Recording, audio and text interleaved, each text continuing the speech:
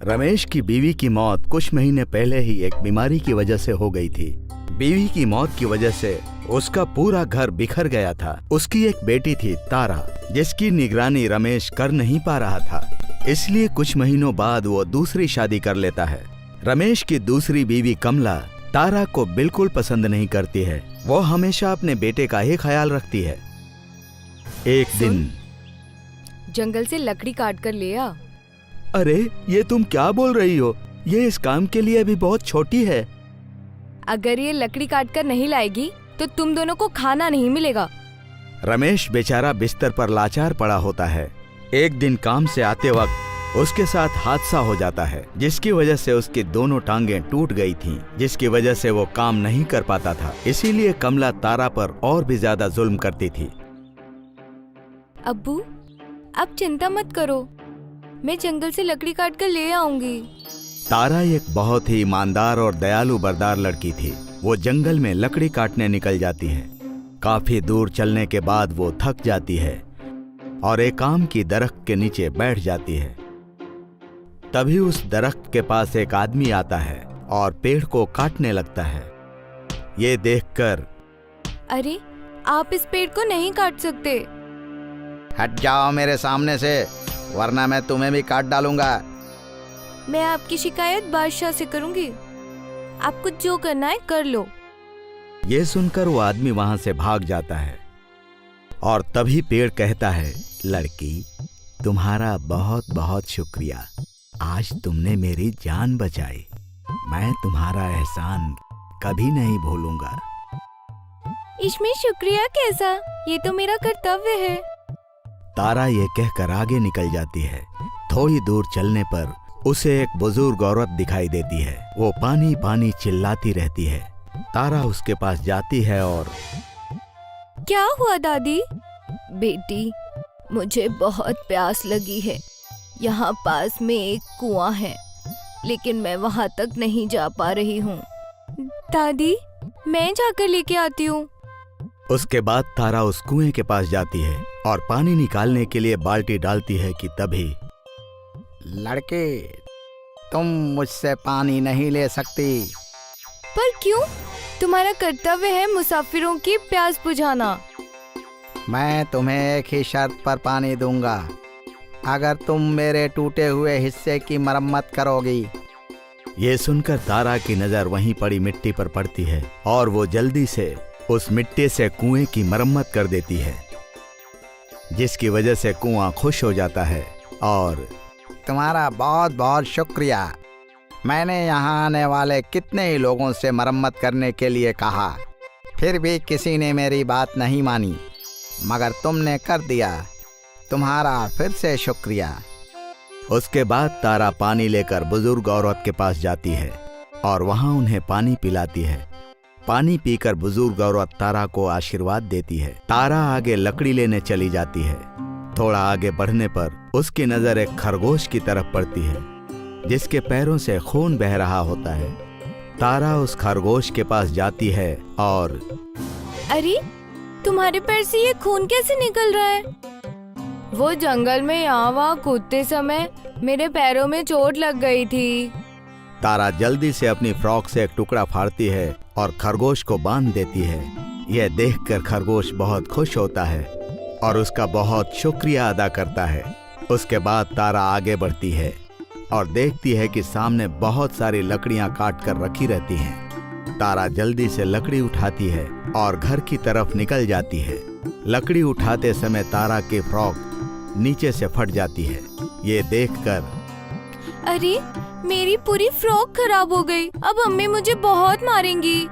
ऐसा सोचते हुए वो चल ही रही होती है, तभी उसे वही खरगोश दिखाई देता है। वो भागकर तारा के पास आता है और, मैं तुम्हारा यहीं पे इंतजार कर रहा था। तुम्हारी वजह से मेरी चोट एकदम ठीक हो गई है। तुम्हारा शुक्रिया। इसमें शुक्रिया कैसा? तारा कुछ परेशान लग रही थी।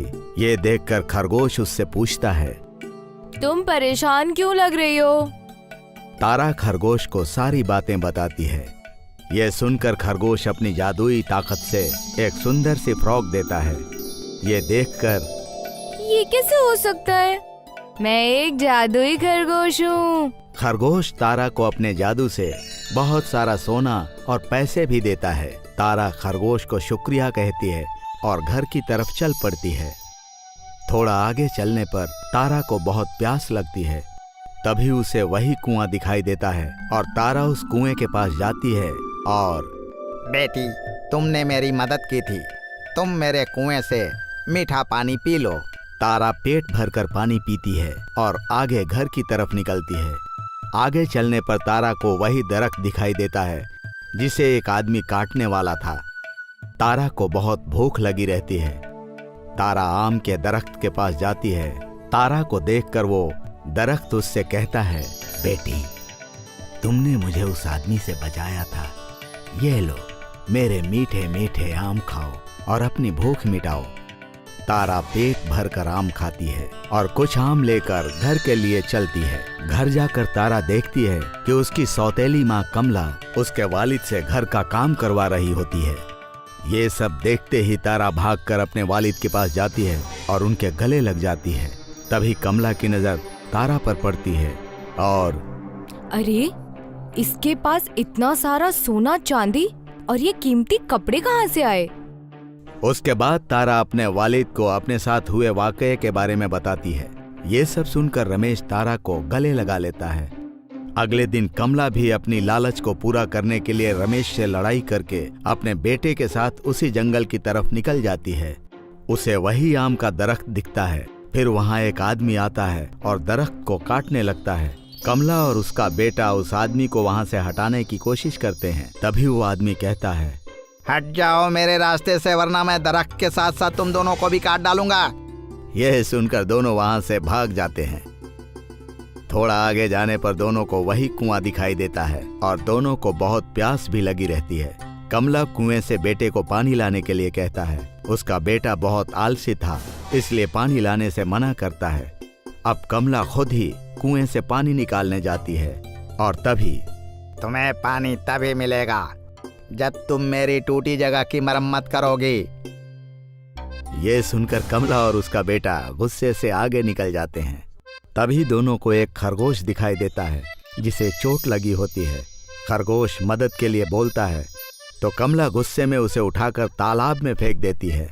एक तो पूरा दिन बीत गया, सुबह से भूखे हैं और जो देखो मदद मांग रहा है। थक हार कर जब दोनों जंगल से वापस जाने लगते हैं तभी दोनों को वो खरगोश दिखता है और वो एक सोने के खरगोश में बदल जाता है।